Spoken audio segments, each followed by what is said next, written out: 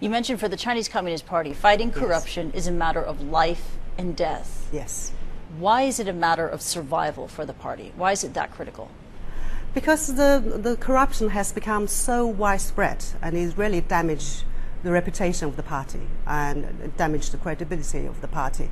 So, which is, for the very survival of the party, and if he feels the need to have this launch corruption campaign.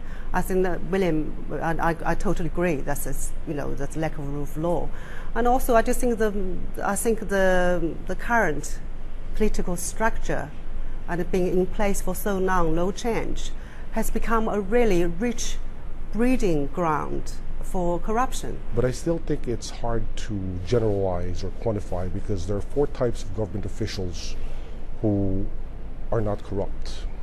People who are men of integrity, who are incorruptible, people who are too meek and are scared to be corrupt, people who have ambition and want to climb the political ladder and will not be corrupt, and just people who are not in a position to be corrupt.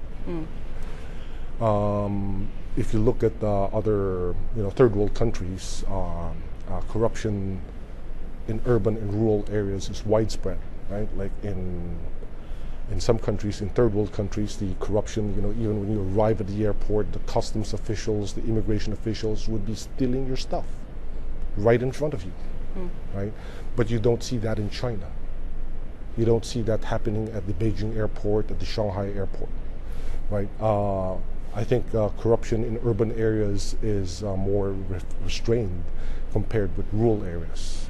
I think the difference is in 10, 20 years ago, corruption was mainly, involved, it didn't involve a large amount of money.